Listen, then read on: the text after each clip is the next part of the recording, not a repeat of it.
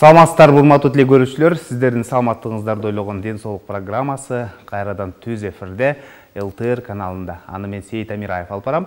Ардактуу көрөрмандар, бүгүнкү чыгарылышыбызда биз эне сүтүнүн баалуулугу, баланы туура багуу деген теманын айланасында маектешебиз. Эгерде сиздерде да кандайдыр бир тема боюнча суроолор жарылса, программа учурунда байланышка чыксаңыздар болот. Байланышчы телефондор 032 22 код аркылуу 55732 жана ошондой эле WhatsApp номери дагы иштейт 0508 87 88 97 номери. Анда студиябызга келген кадырлуу конокторду мен сиздерге тааныштырсам. Бактыгүл Айдарова Ош шаардык үй-бүлөлүк медициналык борборунун номер 1 филиалынын үй-бүлөлүк дарыгери. Жана ошондой эле кийинки коногубуз Жаркын Алиева Ош шаардык үй-бүлөлүк медициналык борборунун номер 4 филиалынын үй-бүлөлүк дарыгери. Кийинки коногубуз Мээрим Рыспаева Ош шаардык төрөт стационарынын ымыркайларды жандандыруу бөлүмүнүн дарыгери. Саламатсыздарбы? Студиябызга кош келипсиздер. Негизинен наристе жарык дүйнөгө келгенде сырткы жашоого көнүш үчүн же болбосо жакшы жашап кетүүсү үчүн сөзсүз түрдө медицина кызматкерлери тарабынан ошол эле учурда анын жакындары, ата-энеси тарабынан өзгөчө камкордукка муктаж болот эмеспи? Анда сөз башынан болсун. Эң алгач эле наристе жарык дүйнөгө келгенде кандай жардамдар көрсөтүлүш керек? Ушул боюнча баштасак. Биринчи эле наристенин бул жарыкка келгенден кийинки жардамыбыз бул эне сүтү болот. Эне сүтү бул наристеге эң керектүү азык болуп эсептелинет. Жакшы. Төрөттөн кийин энеде канча убакыттан кийин же болбосо канча күндөн кийин келиши мүмкүн? Кээде мисалы айтып калышат да, мисалы биринчи төрөттөр болсо сүт келбей атат, эмнегедир балам ыйлап атат деп ушинтип калышат да. Деги эле бул кош бойлуулуктун 30 жумасынан баштап эненин организминде сүт пайда боло баштайт. Андай сүтүм аз болуп калды, сүтүм келбей калды деген бул калп кошула албайм. Кош бойлуулукта эли пайда болгон сүт бул төрөлгөндөн кийин ууз сүт болот. Ал экинчи жана үчүнчү күндөрү ууз сүт келет. Ал эң керектүү балага омега 3 деген витаминдер жана желок, белок жана железалар балага керектүү азыктар. Ошо экинчи, үчүнчү күнү калган күндөн караганда кичине азыраак келиши мүмкүн. Кандай учурда мисалы энеде сүт ушу келбей калышы мүмкүн? Кандай учурда? Мисалы сиздер иштеп жүрөсүздөр эле, өзүңүздөрдүн тажрыйбаңыздарда да кезиктиресиздер дегендей. Бизде ымыркайлар жандандыруу бөлүмүндө көбүнчө айына жетпей калган ымыркайлар жатышат. Ошол мезгилде энелердин көбү төрөгөндөн кийин баласынын ден соолугу жакшы болбой же айына жетпей төрөлүп калгандыгына байланыштуу мындай сразу стресске түшүп көп ойлонуп койгонуна байланыштуу кээде сүтү кичине кечигирээк келет. Тяжелый операциялар. Жакшы, анан айтсаңыздар, негизинен мына ушул ар бир эле бала мисалы кээде ушул айына жетпей төрөлүп калгандыктан мисалы өзү эме албай калышы мүмкүн, Анан кээде мисалы балдардын табиятынан эле ушул эмгенге кандайдыр бир өздөрүнүн жөндөмү болбой калышы мүмкүн да. Бул учурда сиздер кандай жардам бересиздер? Анын энеси кандай жардам бериш керек? Деги эле биздин стационарда 22 жумадан 36 жумага чейин кош бойлууларды жана ымыркайларды кабыл алабыз.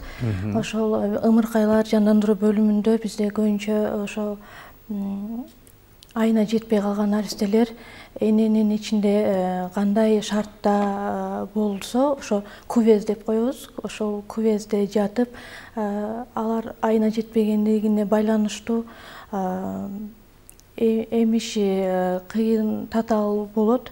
Ошол учурда биз зонд деп коебуз. Через зонд балдарды тамактандырып, сүтүн саап, зонд менен азыктандырабыз. Жакшы.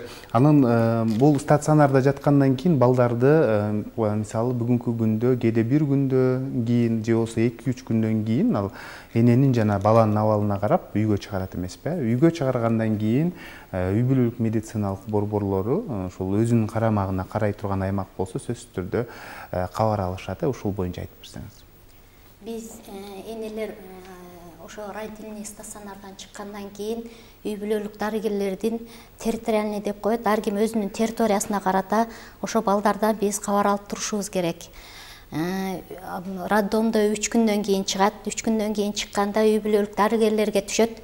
Ошо үй бүлөлүк дарыгерлерге түшкөндө эгер опыту жок, биринчи төрөгөн энелер болсо, ошо эмчек эмизүү сүтүнүн маанисин да билбей калышы мүмкүн. Ошону биз айтып үйрөтүшүбүз керек. Бул жерде эненин сүтү эң баалуу. Ошон үчүн эненин сүтү менен гана 6 айга чейин бакканга биз аракет кылышыбыз керек. Энелерге түшүндүрүшүбүз керек эненин сүтүнүн баалуулугун. Бул балага кандай мааниси бар, энеге кандай мааниси бар, семьясына кандай мааниси бар. Ошо эненин сүтүнүн маанисин түшүндүрүп беришибиз керек ошол энеге. Биринчи балага кандай мааниси бар дегенде, бала менен эненин ортосунда ушундай мээримдүүлүк пайда болот экен. Баланы карап эмизген сайын ошо энеде сүтүнүн көп чыгышына алып келет экен, көп чыгышына. Ошон үчүн только 6 айга чейин эненин сүтү менен кармит этишибиз керек.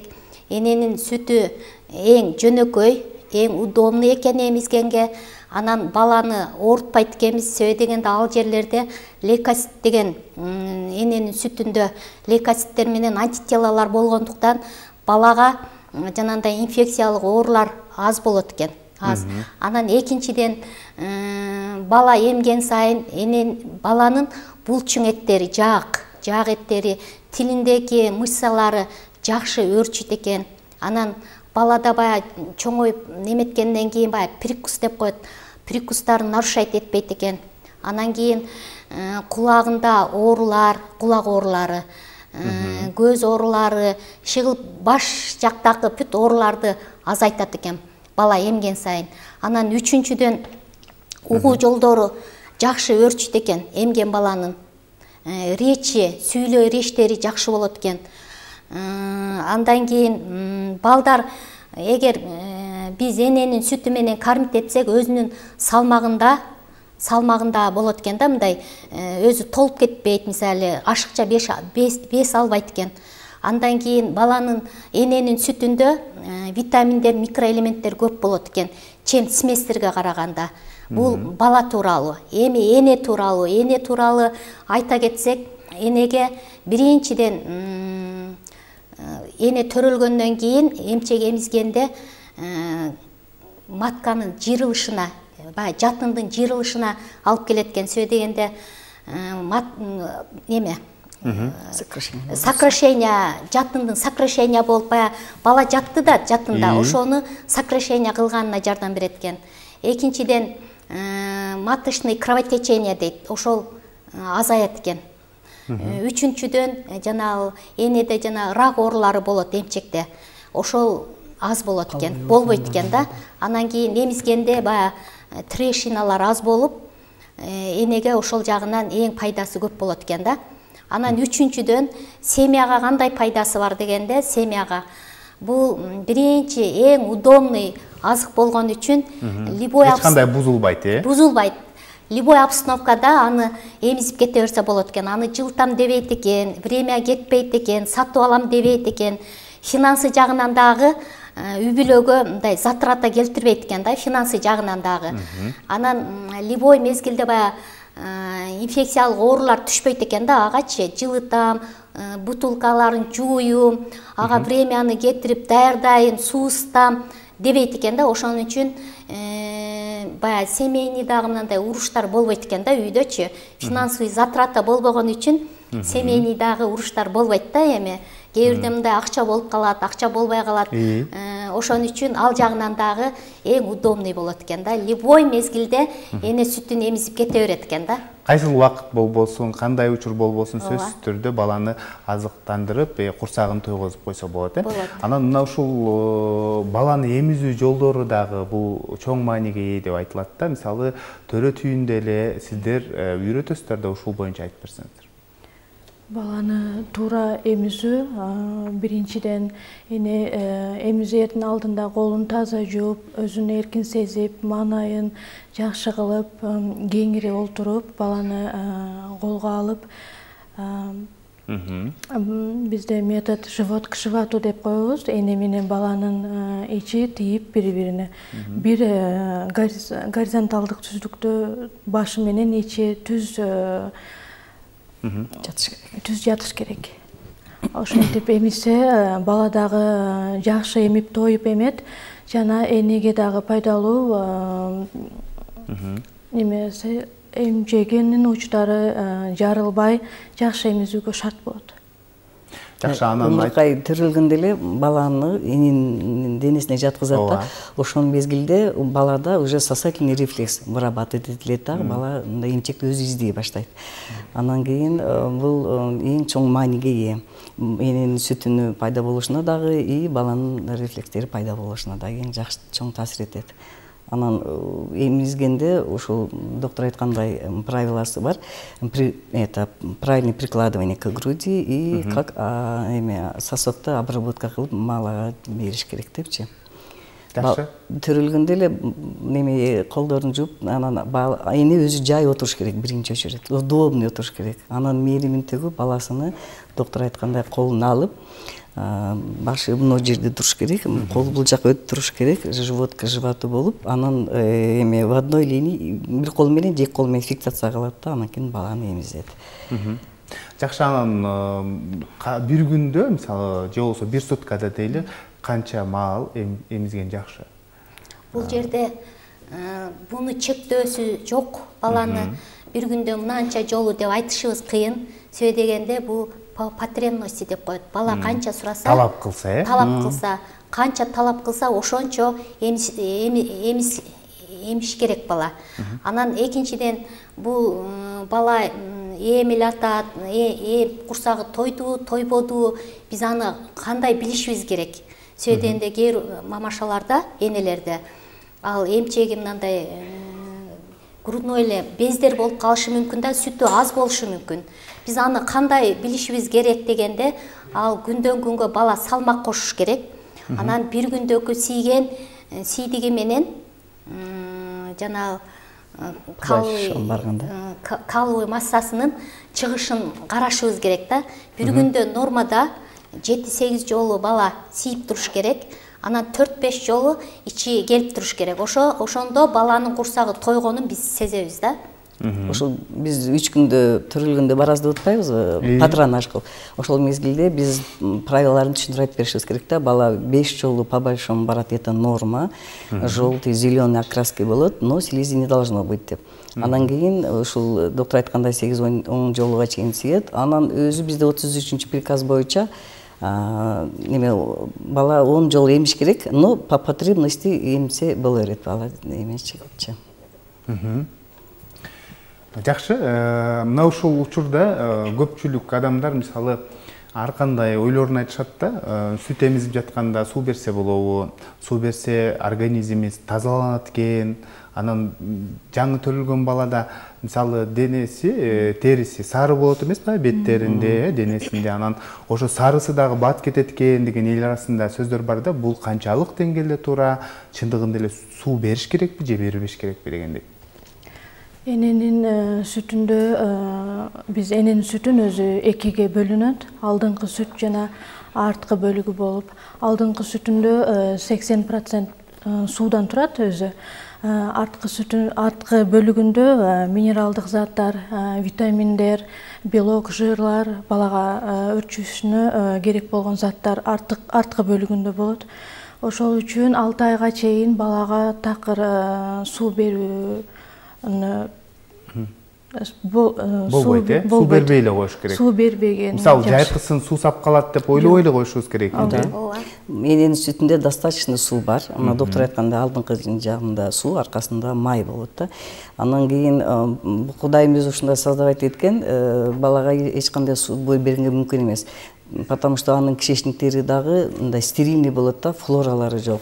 Балада ар түрлүү проблемалар болушу мүмкүн. Ошон үчүн до 6 айга чейин эч кандай суу беришке мүмкүн эмес. Даже сиз өзүңүз айткандай ысык мезгилде дагы мүмкүн эмес. Эненин сүтүдө достаточно суу бар балага.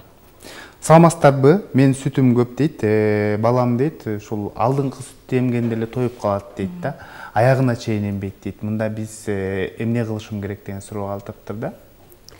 Андай учурларда кейбирки энелерде сүтү көп болуп агып да кетет. Ошондо эмизердин алдында кичине алдыңкы сүттү саа берип туруп, арткы сүтүнө баланы прикладывать этсе, арткы сүтү көбүрөөк эмизет да.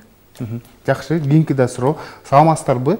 Менин балам бир жагын эле эмгенде тоюп калат дагы, экинчи жагы калып кетет. Анан ошондон улам дейт, мындай оорутуу пайда болот деген суроо калтырыптыр да. Чындыгында ошодон улам, мисалы көкүрөк ооруган энелер да бар экен да. Бул жерде мындай болот да. Сөйденде кээ бир немелер ошол бир жагын эле эмизип, анан экинчи жагын эмизбей коет деп. Бирок мамашалар туура түшүнүш керек. Алдыңкы жагында суу, только суу болот. Эгер постоянно ошо суу сүттү эле эки эмчени тең эмизип коет да кээ бирдечи. Экинчи сүтүм агып кетти деп экинчи жагында эмизгенде экөөнүн тең суу эле сүтүн эм калат дагы, ошондо балада проблема пайда болот. Вздутие болот, коликтер пайда болот, беспокойный болуп, плач болот да, ыйлай берет. Ошон үчүн мамашалар өзү мындай паамчыл болуп, бир эмчегин эгер сүтү ашып калса, биринчи эмчегин алдын саап туруп, андан кийин эмизип, арткы задний сүтүн эмизгенге аракет кылыш керек. Себеби дегенде задний сүттөрдө бул кыз айткандай белоктор, микроэлементтер, витаминдер бар. Майлуу сүт калып калат дагы, экөөнүн тең суу сүттөрүн эм алат. Ошондой болбош керек да. Правильно эмизиш керек, потому что балада проблема болот, и өздөрүндө дагы формалар бузулуп калат. Ошон үчүн бир жагына тойсо, кийинки жагында, кийинки эмчегинде эмизиш керек. Кийинки жолу эмизип атканда не обязательно одновременно эки жагын эмизгенге. Дагы бир маалымат булактарына кайрыла турган болсок, эгерде мисалы көкүрөк сүтү менен, эмчек сүтү менен эмизбейм деп баш тарткан аялдарда мисалы ар кандай гинекологиялык оорулар пайда болот деп айтылат. Ошол эле учурда көкүрөгүндө да кандайдыр бир көйгөйлөр пайда болуп калышы деп айтылат да. Ушуну сиздер дарыгер катары тастыктап айтып берсеңиздер. Кандай? Мисалы үчүн кээ бирлер сүтү чыкпаганда мында колу менен нагрубать этип саайышат да. Вот ошондо молочный ходдордо сүт топтолуп калат дагы, мастит пайда болуп калышы мүмкүн. Ошондон гана коркушат. А наоборот, эмчек сүтү, мына доктор айтып кетти, бул онкологический ооруларды, мындай эмчек бездеринен и половой органдарынан алыс кылат да, алдын алат рак ооруларынчы. Наоборот, балага канча көп эмизсе, ошончо жакшы эне үчүн.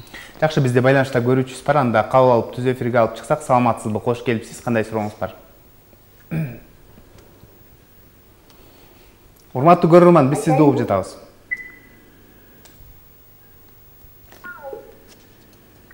Ассаламу алейкум да, прометоп калыптын мени. Кандай? Сурооңуз болсо берсеңиз болот. Бизден алыстап кетти.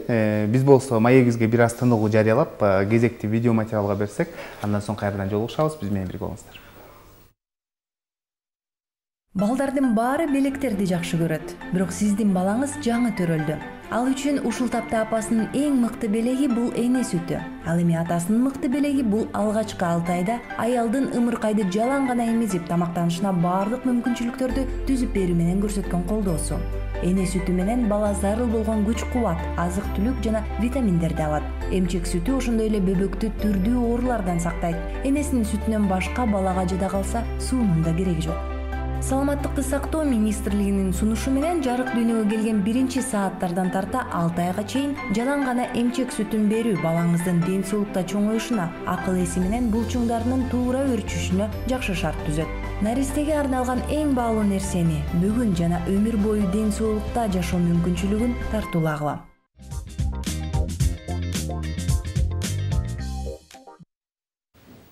Урматтуу теле көрүүчүлөр, сиздер ден соолук программасын түз эфирде көрүп жатасыздар. Эгерде тема боюнча кандайдыр бир суроолор болсо, сөзсүз түрдө байланышка чыксаңыздар болот. Байланыш телефондор 032 22 код аркылуу 557 32 жана ошондой эле WhatsApp номери дагы иштейт. 05 87 88 97 номери. Сиздер суроону калтырсаңыздар, сөзсүз түрдө биз дарыгерлерге берип, алардан кеңеш алып бермекчибиз. Маегибизге кайрылып келсек, негизинен бизге мындай деген суроолор келипти да, эне сүтү менен чогуу ушул 6 айга чейин эле тамак берсек болобу? Менин балам тойбойт, менде сүтүм аз деген суроолор көп бериптир да. Ушул боюнча айтып берсеңиздер, жалпылап бердим сиздерге. Өзү бизде 6 айга чейин только жалаң эмчек сүтү менен эмизүүгө биз аракет кылабыз, мамашлардын баардыгына түшүнүп, потому что эмчек сүтүндө балага керектүү эң биринчи умственный физический развитиясына өскөнүгө, психический развитиясы өскөнүгө, рост өскөнүгө, анан инфекционный оорулардан алдын алууга эң керектүү заттар эненин сүтүндө бар. 6 айга чейин балдардын кишечниктеринин флоралары жакшы өспөйт, они только функционируются к году. Анан переварить эткен ферменттери аз болот да, жок болот. Ошон үчүн кишечниктери стерильный болот. Ошон үчүн биз энелерге сунуштайбыз 6 айга чейин жалаң эмчек сүтү менен багуу. Эгерде мындай оорук болуп калса, оорукчан болсо или недоношенный балдар болсо, салмагы жетпей калса, какой-то образом энеси оорукчан, мындай ооруп калса ошол мезгилде вдруг. Анан салмагы жетпей калганда гана биз кошумча тамакты предлагать этебиз. Анан 6 айга чейин эч качан кошумча тамак берүүгө болбойт. Желательно. А так 4 айга чейин исключительно эч качан кошумча тамак бербеш керек. Эгерде эненин сүтү жетишпей аткан болсо, оорусуга байланыштуу или баланын или энеси тарабынан только молочный сместерди гана предлагать этебиз. А кошумча тамак только 6 айдан кийин гана рекомендовать этебиз. Жакшы, кошумчалайсызбы? Айтып коюңуз. Бул эми кээ бир мамашалар мындай ишке чыгып калса, студент болсо, же эгиз балдары бар болуп, тойго албай калса, сүтү жетишпей калса, биз биринчи эмчек сүтүн эмизип туруп, анан кийин сместерди бергенге рекомендация беребиз. Сөй дегенде биз айтып атпайбызбы, 6 айга чейин только исключительный грудное вскармливание деп. Ошон үчүн биз эгер сразу ошо сместерге берсек, сместерди ичиш балага жеңил болот да. Анан экинчиден сместерди бергенде дагы чашка ложка менен бергенге аракет кылышыбыз керек. Соскалар менен бергенде, соска менен эмгенде балага жеңил болот экен да. Ал соска биринчиден жумшак болот экен, экинчиден мына жаак без немесинен булчуңдарына анча күч келбейт экен. Ошон үчүн эмчектин сүтүн тез эмчектен чыгып кетиши мүмкүн экен да. Ошон үчүн биз ошондой обстановкаларда только чашка менен өзүнүн дозасын биринчи бергенде бир күндө бир эле жолудан 30 граммдан баштап беребиз, 30 граммдан. Сначала эмчекти эмизип, андан кийин ошо кошумча сместерди берип, постепенно эметишибиз керек. Анан эгер ал апасы эмчегинин сүтү тоюп жатып, жанагындай ишке барып, же болбосо жанагындай апасынын оорусу болуп, эме болсо, биринчи сеживать этип берсек да болот экен да балага. Ал сеженный молоколор, сүттөр, эненин сүтү 8 саат комнатный температурада болот экен, сакталса болот экен. А холодильникте 24 саат сактап берсек болот экен. Демек, бузулбайт да. Мисалы, жумушка бара турган болсо, саап калтырып койсо, аны жылытып туруп берсе болот. Болот. Жакшы, анан бул жогоруда айттыңыздар да, кошумча атайын даяр сүттөрдү бул сөзсүз түрдө дарыгердин сунушу менен эненин саламаттыгына, же болбосо баланын саламаттыгына карап туруп, аны сиздер сунуштагандан кийин гана бериш керек. Бул жерде мындай да укам. Себеби дегенде бул кайсы убакта биз бала ошо тойбай атат. Биз контрольный взвешивание деп коебуз да, мындай эмизип, энени чакырып приемго, эмизгенге чейин баланы таразага тартып, анан эмизгенден кийин да таразага тартышыбыз керек да. Ошондо нормада бала канча, возрастына карата канча эненин сүтүн эмиш керек. Андан кийин Ана ошого дополнительный анан мынанча грамм сүттү эмизиш керек деп гана рекомендация беришибиз керек да. Биз ушул патронаж кылып барганда эле мамаштардан сурайбыз да, по большому, по маленькому канча жолу келет деп. Ошондо эле биз баланын салмагы кандай кошуп атканын билебиз. Жакшы. Кийинки суроо телекөрүүчүлөрдөн келиптир. Саламатсыздарбы? Баламдын ичи ооруса дейт, эмне кылышым керек дейт. Колики болуп жатат деген суроону калтырыптыр да. Ошол ымыркайлардын. Ымыркайлардын колики деп коебуз. Ал 6 же 3 айга чейин толук болот. Аны алдын ала албайбыз, себеби эне ар түрдүү азыктар менен азыктанат. Ошол баланын ферменттери жок болгон үчүн бул организмдин жоо болот колики деген. Бул колики учурунда наристеге вазелин деп массаж кылабыз, ичин массаж кылып, кеңгуру метод дейбиз. Энени баланы көтөрүп, ичин тийгизип жүрсө, ошондо колики басылат. Жакшы, кийинки суроо телекөрүүчүлөрдөн саламатсыздарбы? Балам 3 айлык дейт. Мен алма жесем эле баламдын ичи өтүп кетет дейт. Ошол эле учурда дейт, балам кусат дейт, бат-баттан кусуп турат. Анан ыктытканы да бар дейт да. Ошону эмне кылсам болот деген суроо калтырыптыр. Бул жерде баласы 3 ай экен. Биз эне төрөлгөндөн кийин желательно ошондой овощ фруктыларды оокат жегенден кийин гана аз өлчөмдө, аз количествода жегенге рекомендация беребиз. Анан экинчиден баласы жанагындай сырыгыбыйт эткенде ошол эне неправильно баласын эмизет, неправильно. Себеби дегенде эмип жатканда бала воздукту кошо жутуп алат да. Ошо жутуп алганда ичи көп, ошол сырыгыбыйт этет да, сырыгыбыйт этиши мүмкүн. Ошондой болушу мүмкүн. Андан кийин колик дедиңизби? Кишечный коликтер ошо буздуча болгондон кийин урчание болуп ичин оорутат. Мен алма жесем дейт, балама таасир берип атат дейт да. Мисалы, сиздер айтып атасыздар, бул эне сүтүдө витаминдер көп деп. Витамин бирок эненин жеген тамагынан дагы маанилүү десек болот да. Ал кандай тамактарды жеш керек? Мисалы, эмнелерди жегенде, мисалы, балага терс таасирин тийгизип калышы мүмкүн. Кандай азыктарды жебей турган жакшы дегендей да. Бул жаңы төрөлгөн эне, жаңы төрөлгөн эне көбүнчө суусайт. Суусаганда сырой сууларды ичип коет да. Анан газированный кайнатылбаган сууларды ичет, анан газдалган сууларды ичиши мүмкүн. Ошол убактарда баланын ичи көп, ошо кишечный колик болот да. Жакшы, балам тойбой жатат деп, мисалы, айрым энелер уйдун сүтүн берип коюшат. Ошол эле учурда эненин сүтүнө жакыныраак деп бизде эчкинин сүтүн бергендер да бар экен да. Бул чындыгында эле берсе болобу, ал же болбосо баланын организмине оор келип калышы мүмкүнбү? Бул эме уйдун сүтү, эчкинин сүтүн биз айтып атпайбызбы? 6 айга чейин только исключительный грудное молоко деп. Бул только эненин гана сүтүн ичиш керек, эненин гана сүтүн.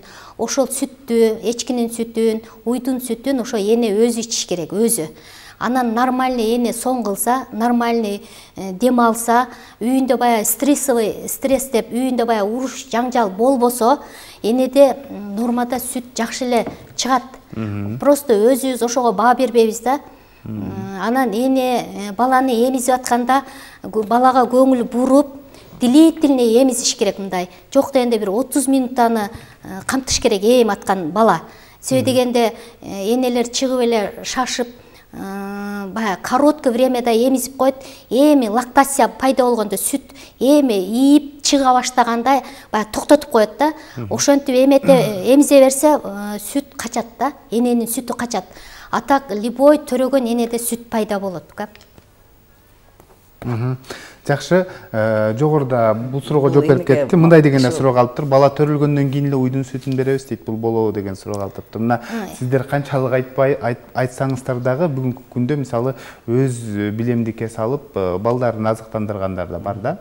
Бул мында балага организмине кандай оор болуп калышы мүмкүн, ушуну айтып берсеңиз. Бул жерде неме уйдун сүтүн бергенге болбойт. Себеби дегенде баланын организминде баягы микроэлементтер жок. Анын ашкылымдуулугу өтө төмөн болот. Ашказанына, бооруна оор келет дагы.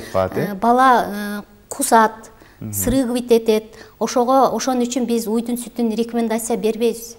Уйдун сүтү менен эчкинин сүтү эненин сүтүнө мындай жакын деген бул неме болбойт. Эч качан туура эмес, Туура эмес, жакын дагы эмес.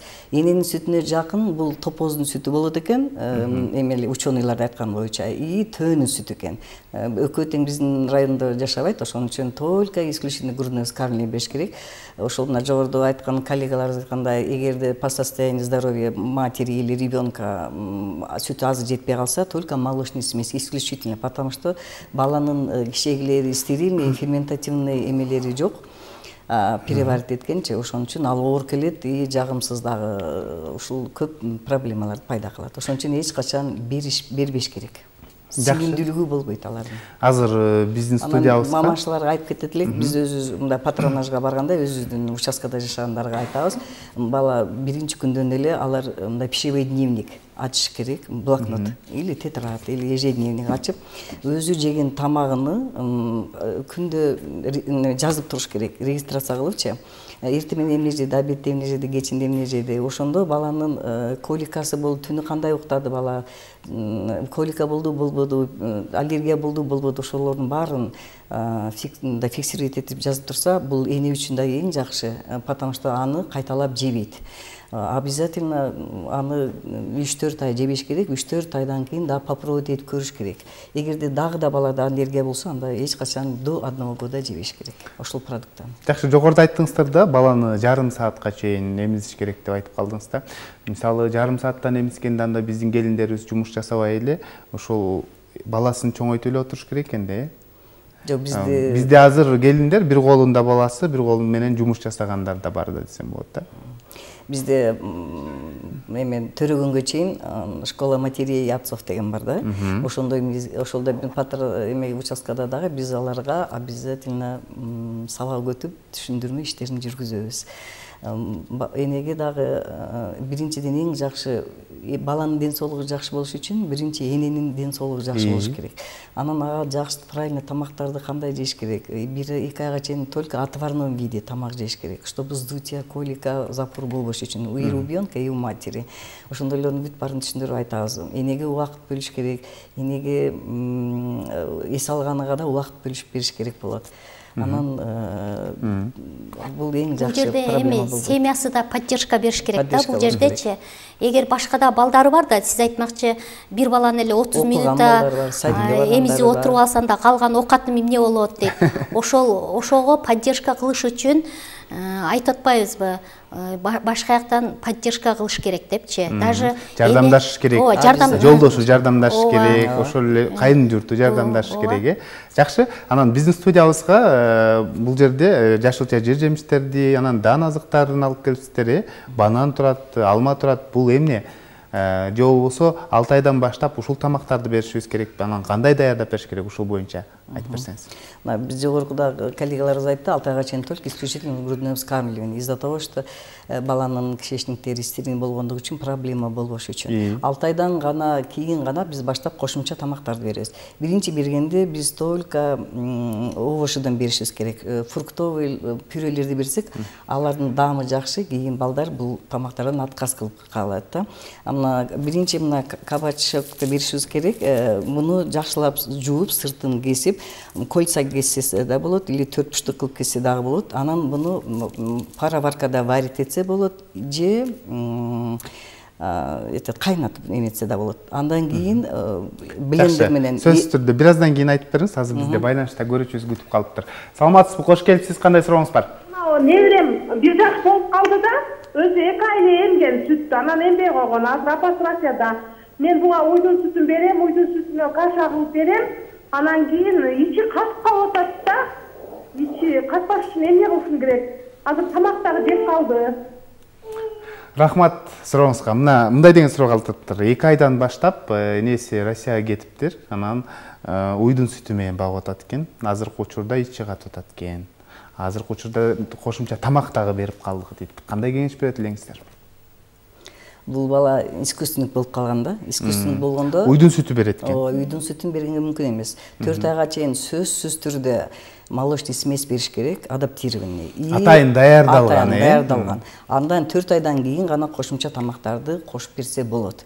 4 айга чейин исключительно только или молочный смесь или эмчек эмиш керек. Азыр бул баланын ичи катып калган себеби неправильный питаниядан да. Анан биринчиден ал эмчек эмбеген үчүн мунун каны да аз болот. Кан аз балдардын дагы обязательно запору болот. Бул 6 айлык болгондо сөзсүз анализ тапшырыш керек гемоглобинге.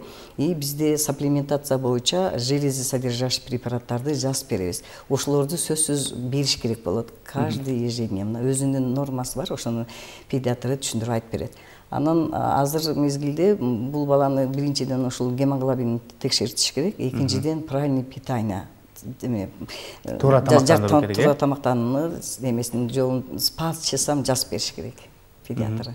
Азыр бул жерде бала 1 жаш болуп атыптыр, 1 жаш. Тамак дагы жеп калыптыр. Тамак да бербейт экен, только тамак жеп атат дейт. Уйдун сүтүнө каша жасап берем деп атат. Буга эттүү тамак бериш керек. Бул жерде бир эле однотипный тамак бербеш керек да балага.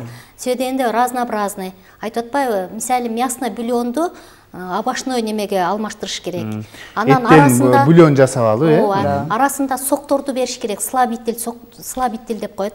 Сок ичпесе дагы тыкыннылар бар да. Ошондо гана ичи запор болбойт да.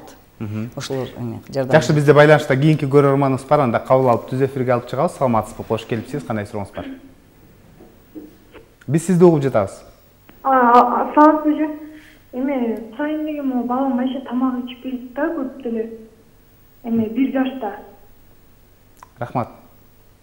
Булар мындай эмчегин эмиздет да, балам тоет деп 6 айдан баштап кошумча тамак бербейт да.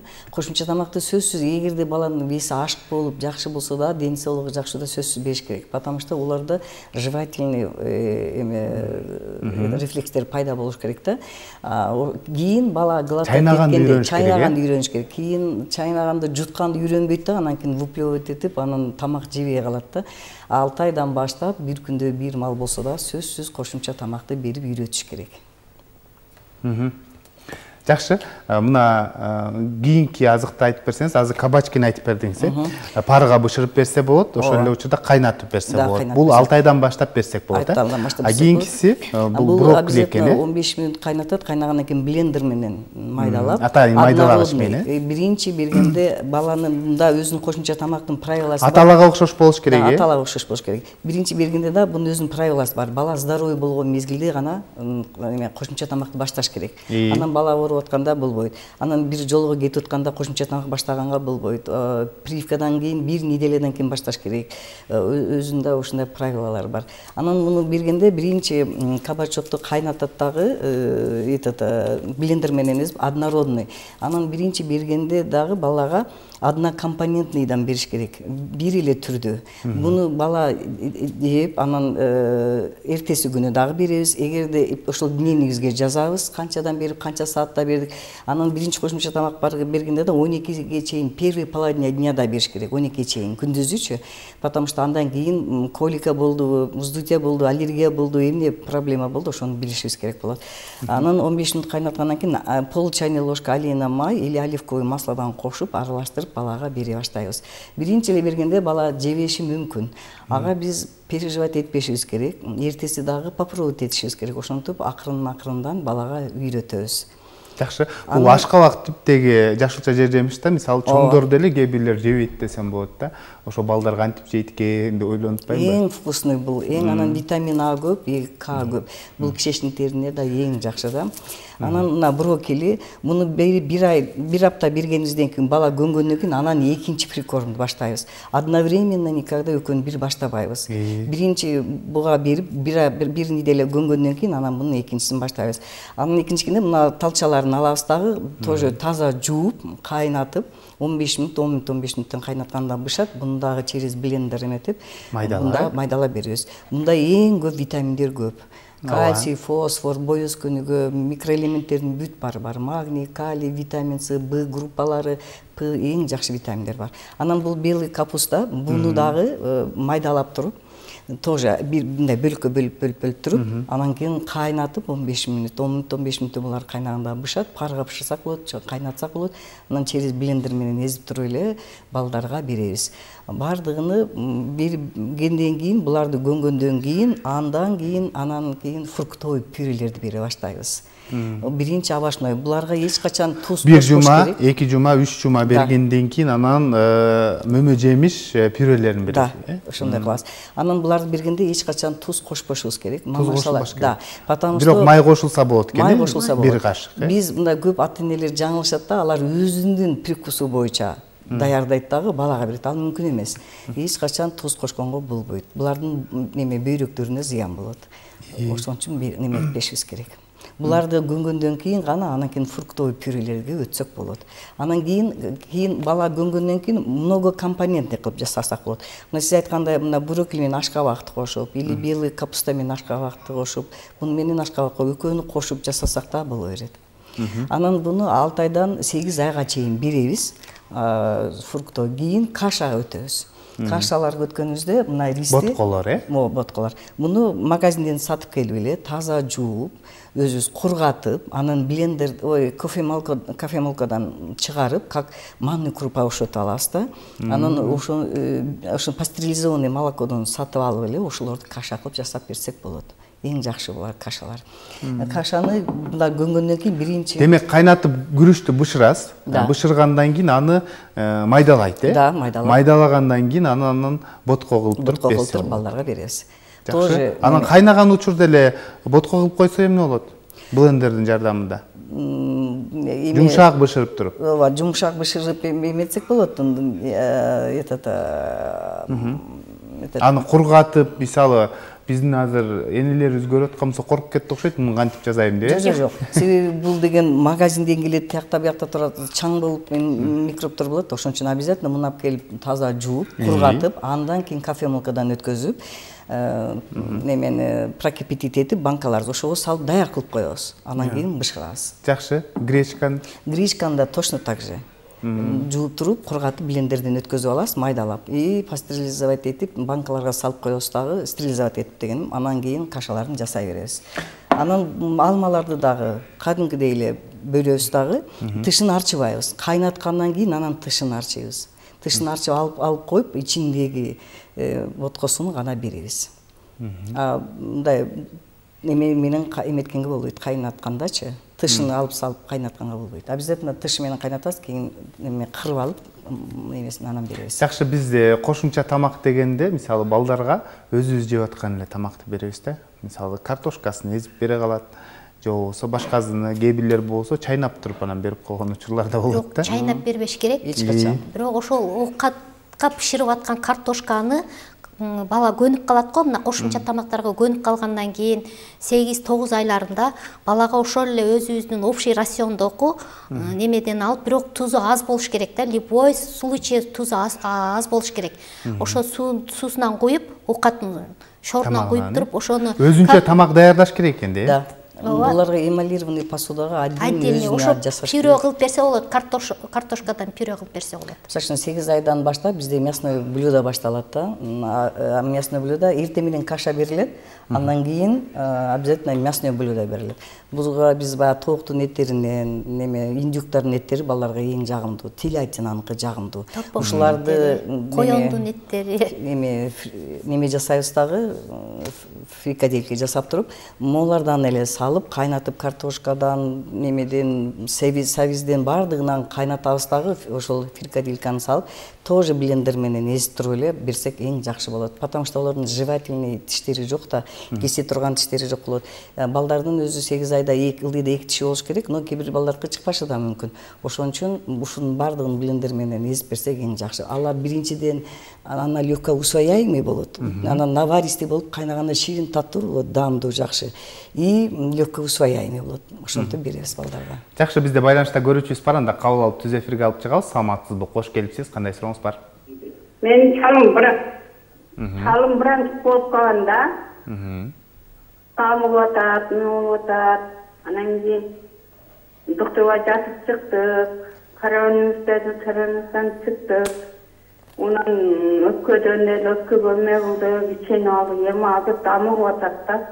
Damıp me otat, anan mudu kana otat. Ошо кандай жаралар кетет, кандай не болот, ошону не кылыңызчы? Рахмат эне. Сурооңузга негизинен темадан сырткары суроо берди. Бирок үй бүлөлүк дарыгерлер борбору, мында сиздер үй бүлөлүк дарыгер болгондуктан кыскача кеңеш берип койсоңуздар. Бул Больницадан чыкты деди. Бул больницадан чыккан чоң киши болуп атабы? Ковид менен ооруп сакайыптыр, анан бронхити бар деди окшойт. Ошол эле учурда дамыгып атат, мурду канап атат дейт да. Ошо ковидтен кийин аткан. Бул, во-первых, возрасы канчада экен, аны билишибиз керек, возрасы. Анан больницадан чыккандан кийин демигип атса, өзү баягы хронический ооруларыбыз бар, хозыл деген. Ошодо учетто турабы, турбайбы, ошону билишибиз керек. Гипертонический болезнь деген бар, аны билишибиз керек. Ошолордун баарын обследованиядан полный өттүбү, ошону караш керек. Анан бул больницадан чыгып атканда рекомендация берет, сөзсүз. Күнүгө баягындай дыхательный гимнастикаларды жасагыла. Себебинде ал ковид оорусу постепенно өзүнө келе турган оору да. Дыхательный гимнастиканы, анан полноценный питание, анан канды суюлта турган дарыларды в течение 1 ай, 2 айга чейин ичип туруш керек. Ошондо гана өзүнө келет бул, ошондой длительный оору да. Жакшы. Мисалы ушул балдарды азыктандырууда бүгүнкү күндө жаш энелер менен чоң сиздер курактуу, орто курактуу энелерди мындай ортосунда талаштар бар экен да. Биз мурда балабызды буламык менен чоңойтконбуз, койдун майына буламыкты жасап туруп, анан бере баштайт да. Мунун пайдасы барбы, жокпу? Сиздер да колдоңуңуздарбы негизи? Жок, буламыкты коймайга куруп берген эч качан болбойт. Мындай сливочный маслога или сливочный маслога куруп берсе болот. Жасап берсе болот. 6 айдан кийин да? Только обязательно 6 айдан кийин. Анын пайдасы барбы? Мисалы ун, май. Анан бала үчүн эмне пайдасы бар? Ал салмак эле кошсо керек. Тура салмагын эле кошот, но эгерде бадай неме зернодон жасалса, ал пайдасы бар кишечниктерине. Мисалы, кээ бирлер сүткө тойбой калат, айрыкча эркек балалар айтышат да, сүткө тойбой калат, анан биз кошумча тамакты эрте эле баштай берсек болобу, же болбосо кошумча тамакты берип атканда, мисалы, кээде баягындай жасалма сүттөрдү да берсек болобу деген суроолор келди да, ушул боюнча айтып берсеңиздер. Кошумча тамакты 4 айга чейин исключительно мүмкүн эмес. Эгерде баланы ден соолугу жакшы болуп, салмагын жакшы кошсо, эч качан кошумча тамак бергенге болбойт, мүмкүн эмес. Даже молочный адаптированный сместерди да мүмкүн эмес. 4 айга чейин только исключительно грудное вскармливание. Андан кийин если проблемасы болсо, тамактарды коюп берсе болот. 2-3 күнгө сүтү жоголуп кеткен учурда сиздер эмне сунуштайсыздар? Кошумча тамак бересиздер же бербейсиздерби? Бул учурда сүтү такыр жок болуп кетсе, айласыздан ошо молочный смести бергенге туура келет. Анда эне тез-тез түнкүсүн тез-тез эмизип, уктап калбай эмизсе, сүт токтобой эле убак-убагында көп болуп келет. Демек, бат-баттан эмизиш керек экен да. Ошол эле учурда мисалы стресске кабылбаш керек, көп ойлонбош керек деп айтасыздар. Кээде мисалы айтышат, чочуп калгандан сүтүм жоголуп кетти деп айтышат да. Ошол кийин кайра сүт келеби, келбейби? Обязательно сөзсүз келет. Ал үчүн эмне кылыш керек эне? Ал үчүн ошол стрессти жоготушубуз керек, үйдөгү проблемаларды жоготушубуз керек. Анан экинчиден бала эне нормальный сон кылыш керек. Полноценный укташ керек. Анан эне жакшы тамактаныш керек. Ошо жакшы тамактанып, нормальный сон кылып, стресстен жоголсо эле, энеде сүт сөзсүз, төрөгөн аялда сөзсүз сүт келет да. Анан такыр келбегенде биз дополнительный жана апилак, лактамил деген сүттү вырабатывать эте турган дарыларды, питанияларды жазып беребиз. Жакшы, ардактуу теле көрүүчүлөр, бүгүн бизде конокто Бактыгүл Айдарова, Ош шаардык үй бүлөлүк медициналык борборунун номер 1 филиалынын үй бүлөлүк дарыгери, жана ошондой эле кийинки коногубуз Жаркын Алиева, Ош шаардык үй бүлөлүк медициналык борборунун номер 4 филиалынын үй бүлөлүк дарыгери, жана Мээрим Рыспаева, Ош шаардык төрөт стационарынын ымыркайларды жандандыруу бөлүмүнүн дарыгери болду. Сиздерге рахмат айтабыз. Атайын убакыт бөлүп, жалпы телекөрүүчүлөргө жакшы маалыматтарды айтып бердиңиздер. Ийгиликтер болсун, ден соолукта болуңуздар. Ушун менен ден соолук программасы жыйынтыктайбыз. Аны мен Сейит Амираев алып бардым. Кайрадан эфир куламандашканча сак саламатта туруңуздар.